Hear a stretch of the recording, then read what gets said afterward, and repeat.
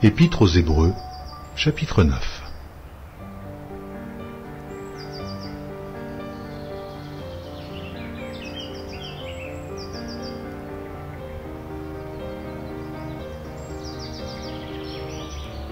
Épître aux Hébreux, chapitre 9.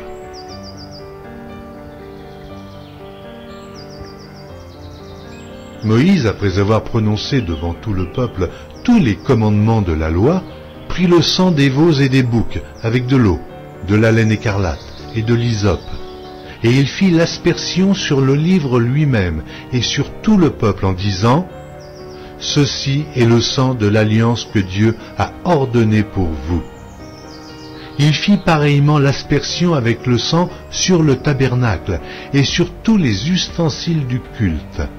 Et presque tout, d'après la loi, est purifié avec du sang, et sans effusion de sang, il n'y a pas de pardon.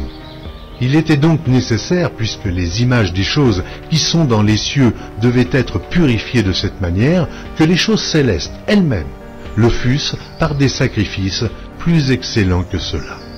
Car Christ n'est pas entré dans un sanctuaire fait de main d'homme, en imitation du véritable, mais il est entré dans le ciel même, afin de comparaître maintenant pour nous devant la face de Dieu. Et ce n'est pas pour s'offrir lui-même plusieurs fois qu'il y est entré, comme le souverain sacrificateur entre chaque année dans le sanctuaire avec du sang étranger. Autrement, il aurait fallu qu'il eût souffert plusieurs fois depuis la création du monde. Tandis que maintenant, à la fin des siècles, il apparut une seule fois pour abolir le péché par son sacrifice. Et comme il est réservé aux hommes de mourir une seule fois, après quoi vient le jugement, de même Christ, qui s'est offert une seule fois pour porter les péchés de plusieurs, apparaîtra sans péché une seconde fois à ceux qui l'attendent pour le salut.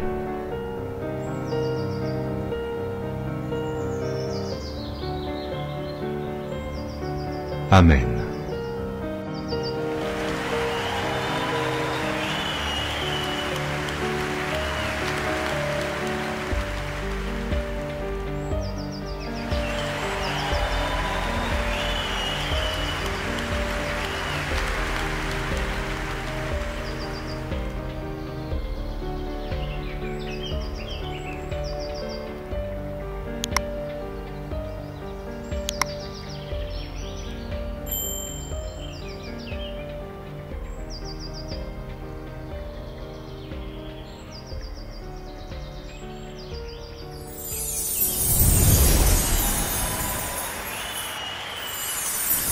Merci d'avoir regardé.